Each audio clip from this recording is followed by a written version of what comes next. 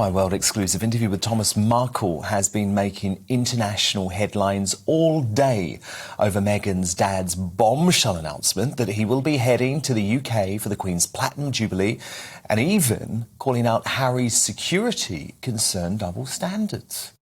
I'm going to show my respects for the Queen, and I'm going to make sure that the Queen understands that my entire family respects the Queen and the royals, and we admire them, and we want them to know that's how we feel about them, and that's how we feel about England. He knows how much security they're going to have. So, I mean, he's totally safe in that situation, and my God, he's going off to the games, which would be far more dangerous for him than to be at the Jubilee. So I don't understand half the things he says. Thomas was spot on there. Harry's utter hypocrisy in refusing to attend the Jubilee, which will be one of the most secure events in Britain, when he had no issue biking around the Invictus Games, tells you all you need to know. So with Thomas prepared to travel across the world to pay his respects to Her Majesty and the royal family, should Harry and Meghan stop being busy children and return to the UK for the Queen's Platinum Jubilee? What do you think on this? Dan at gbnews.uk, tweet me at gbnews. We've got our Twitter poll running there too. The results coming up soon. But to help you make your mind up, a fabulous royal panel tonight. The royal author and socialite Lady C, Vanity Fair royal editor Katie Nicholl, and Princess Diana's wedding dress designer David Emanuel. Katie Nicholl, what do you reckon?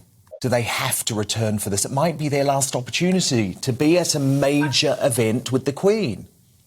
Yeah, I mean, I think if they're sensible, which is a big if, I think they are not. They're not. Well, I think they will come over. I mean, let's not forget, Dan, that their greatest currency is their connection with the royal family. I think it's going to look very strange, particularly to the Americans. I've just been lecturing over in the States, and I think it's going to be very, very strange if they're not there in some capacity. We're not expecting them to be there in an official capacity or representing the Queen.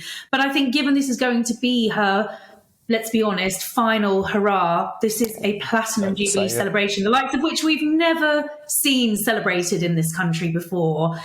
You don't want the two anomalies being the Sussexes. I think my understanding is that the Queen wants all of her family there, whether that's a balcony appearance or however it's going to be. And I think if Harry and Meghan are not there, I think they're going to regret it, on top of regrets of not going to Prince Philip's service of Thanksgiving. And I think it's going to look very strange indeed. David Emanuel, it was interesting to see that interview with Prince Harry last week on NBC's Today Show, talking about Princess Diana, talking about the fact that he's felt her presence in his life much more over the past 2 years. Now, you knew Princess Diana incredibly well. There's no way she would have wanted her youngest son to be estranged from her own. Of course not. No, absolutely. She was very caring and adored her boys. And I think it would be a very different world had she been alive right now. I don't think most of this would have happened. But I think going back to your question, are they attending? Well, the first question surely should be, are they invited? Now, knowing Her Majesty the Queen, she loves her children and her grandchildren.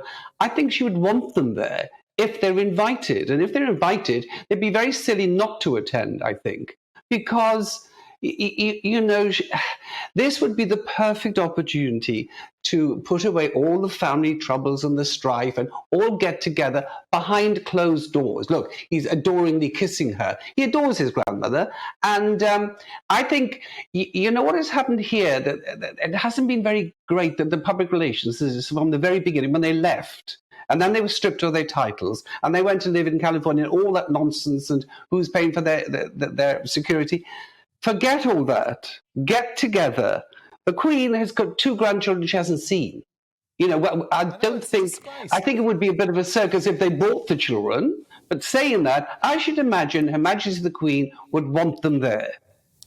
Lady C, I'd heard for some time that there is a genuine fear from Prince Harry and Meghan that they might be booed by the British public, and that might be one reason why they don't want to be here at such a major event with tens of thousands of people surrounding them. Well, that would be one of the few evidences of realism that they have shown in the recent past, with due respect, because I think there's a very good chance that they will be doing. And I also think that this is not only going to be a family affair, this is actually a state occasion. And let us remember, we are not celebrating Granny's 96th birthday for the Jubilee. We are celebrating the Queen's accession to the throne. So it is not a family matter. It is really, in fact, a state occasion. And I have concerns about Harry and Meghan appearing, not only because of the reception they get, not only because they managed to suck all oxygen out of a room and turn it into the Harry and Meghan dog and pony show, but also, with Netflix cameras following. Also because the fact of the matter is that the British public don't want them. I have received tens of thousands of communications from the public saying they don't want Harry and Meghan to be on that balcony because they resent the fact that Harry and Meghan abused them, the British people, by lying and saying that the British people were racist and that the British people didn't welcome her. So I think the palace need to consider that aspect as well. And I think just because you love somebody who misbehaves doesn't mean that you have to accept and tolerate and condone the bad behavior. You can love the criminal and hate the crime. Yeah, I mean, Dan, every family have these little quarrels, right? Mm-hmm. Of any family around the country. And of course, I think what this has brought up, it's divided the country, I should imagine, hugely. Because, but I think there are ways around this. David, I would never turn on my father or my brother. Right. On the way that Harry and Meghan have turned on their parents and their siblings. I would never do that. And I think a lot of people Let's say you had a quarrel with your mother. Let's say you had a quarrel with your grandmother and it was a special birthday, a special event. Would you fly back to New Zealand? I think you would. Yes, but I would never have that quarrel. I mean, that's the point. And I think, David, what's happened, because you remember what Diana used to be like, what's happened is that Meghan has come in and caused this chaos amongst the family. And the problem is that now, David, Prince Charles and Prince William don't trust the fact that if they have a private conversation with Prince Harry, that Prince Harry isn't going to tell Meghan, and that then Meghan is going to call up that little weird bloke Omid Scobie or a US TV anchor and pass it all on. So there are genuine difficulties, you know.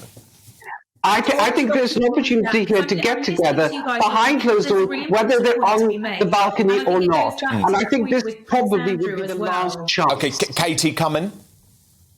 The point I was going to make, which I think also goes back to Prince Andrew being at the service of Thanksgiving. I mean, my personal feeling about that was that it wasn't the right thing to do. The optics weren't great. But the message behind that, clearly William and Charles, we know, thought the same thing. But the Queen made the decision to have Andrew escort her up to the altar. The Queen has made the decision to extend an invite to the Sussexes. So, Lady C, I get the point you're making about the public, and I get a lot of what you get in letters on my Instagram feed and on my Twitter. People don't want them coming back here. But I think in a way, that's all irrelevant. It is a state occasion to a degree, but this is about the Queen. She is calling the shots for her Jubilee. She wants her family here. And at the end of the day, if the royal family isn't united and at least seen to be united, does it really have a future? Because the future of the royal family is something that we're going to be talking about a lot, Dan, I suspect. Well, indeed. Weeks and months. Lady C, do you want to respond to that? Yes. The royal family has a future if it stands on principle. And I'm afraid it doesn't stand very effectively on principle if it ignores the fact that the vast percentage of the people of this country feel offended that her grandson told lies about them. And I'm sorry, I don't agree with you, Katie, with due respect. I think that this is far bigger than just granny and grandson. And I really think that that she should factor the feelings of the tens of thousands of people who aren't only communicating with us, but writing into the palace. So do you think then the Buckingham Palace should then uninvite them? How do you know they were actually asked? Have she said they were asked? I mean, I don't think that they're not going to fly over and just turn up like tourists, are they? The only reason they're coming, presumably, because they've been invited. Well, have they said they're coming?